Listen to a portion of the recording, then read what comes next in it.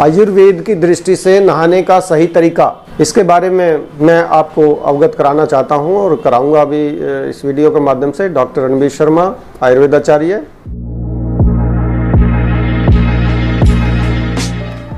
आज मैंने एक व्हाट्सएप पे किसी डॉक्टर का एक मैसेज पढ़ा तो विचार आया कि नहाने के सही तरीके का सच क्या है, ये मैं आपके सामने बताऊं। क्योंकि उस मैसेज में लिखा था कि नहाने में सबसे पहले पैरों पे पानी डालना चाहिए, उसके बाद फिर ऊपर वाले अंगों पे डालना चाहिए और लास्ट में सिर पे पानी डालना चाहिए। और नहीं तो बहुत सारे लोग पैरालिसिस के शिकार हो जाते हैं और अनेकों रोग उसमें लिखे हैं व्हाट्सएप में, तो उस पर तो मैं ज़्यादा नहीं जाना चाहता। लेकिन जो एक सत्य है उसमें, अगर हम ठंडे पानी से नहाते हैं तो ठंडे पानी का नहाने का सबसे पहला जो हमारा अंग जिस पे हमें पानी डालना चाहिए वो है सिर। हमारे यहाँ एक कहावत है कि पैर गरम पेट नरम और सिर ठंडा, अगर कोई बुलाए वैद्य को तो मारो डंडा। तो ये स्वस्थ आदमी की एक पहचान होती है और ये लगभग हमारा यहाँ जो भी थोड़ा सा भी सेंसिबल आदमी है वो इस बात को जानता है कि जिसके पैर गरम हैं, पेट नरम है और सिर ठंडा है, उसको कोई सीरियस प्रॉब्लम नहीं हो सकती।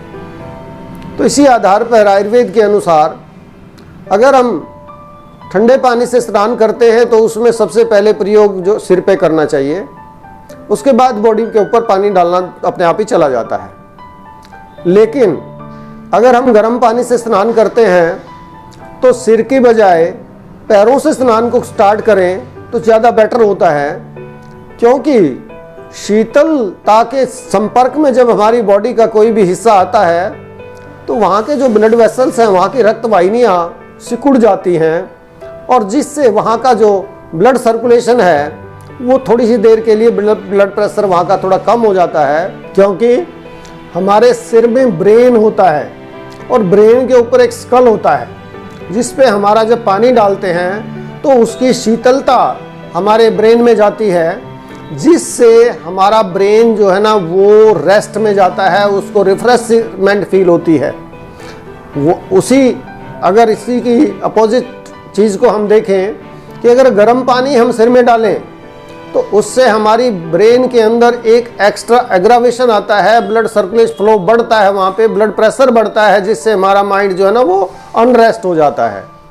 इसी तरह से अगर ठंडा पानी हम पैरों पे डालेंगे तो वहाँ का ब्लड सर्कुलेशन कम होगा, वहाँ का ब्लड फ्लो कम होगा, जिसकी वजह से वहाँ से जो टॉक्सिन्स जो हमारी बॉडी में वापस जाने चाहिए वो नहीं जाएंगे और हमारे पैरों में दर्द हो सकता है, हमारे पैरों में विकार पैदा हो सकते हैं।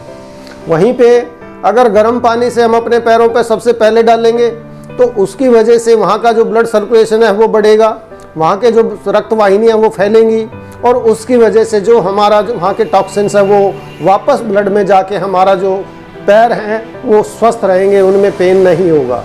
तो इस तरह से ये इनके इन प्रकार वाली बातें हैं कि हमारे यहाँ आजकल जो जिसके दिल में जो आता है वो अपना मैसेज कन्वे कर देता है और आम आदमी उसको इनोसेंट होने के नाते उसको एक्सेप्ट भी कर लेता है। लेकिन इसकी वास्तविकता क्या है वो बिल्कुल सेपरेट होती है।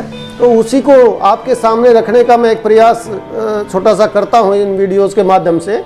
तो आप इन चीज़ों को ध्यान से थोड़ा सा मनन भी करें, चिंतन भी करें, क्योंकि ये बहुत ही एक सामान्य भाषा में मैं इन चीज़ों को समझाना चाहता हूँ कि ये चीज़ ऐसे करोगे तो इससे ये बेनिफिट होने वाला है।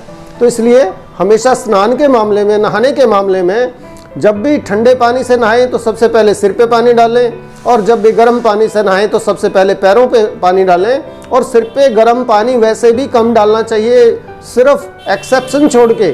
और एक्सेप्शन क्या होती है, जैसे फीवर है फीवर में सिर पे पानी डाल सकते हैं क्योंकि हमने वहाँ से टॉक्सिन्स को हटाना होता है फीवर के अंदर। इसी तरह से अगर किसी को मोशन लगे हुए हैं, अतिसार की प्रॉब्लम है, वहाँ वैसे तो नहाने का निषेध होता है, नहाने के वर्जित होता है नहाना अतिसार में, जहाँ टॉयलेट लग जाती हैं बार बार, डायरिया जिसको बोलते हैं। क्यों? क्योंकि उसकी अपनी जो पावर है बॉडी की वो कम हो जाती है। उस स्थिति में भी हम गर्म पानी को सिर पे डाल सकते हैं। लेकिन जो सामान्य परिस्थितियाँ होती हैं उनमें कभी भी गर्म पानी से सिर पे डाल के नहीं नहाना चाहिए। अगर गर्म पानी से आप नहाते हैं तो बाकी शरीर को ज़्यादा महत्व दें, ज़्यादा उसमें गर्म पानी से सिकाई करें, सिर पे कम से कम यूज़ करें उसका। और अगर ठंडे पानी से नहाते हैं तो सिर पे पहले पानी डालें, बाकी बॉडी पे बाद में डालें।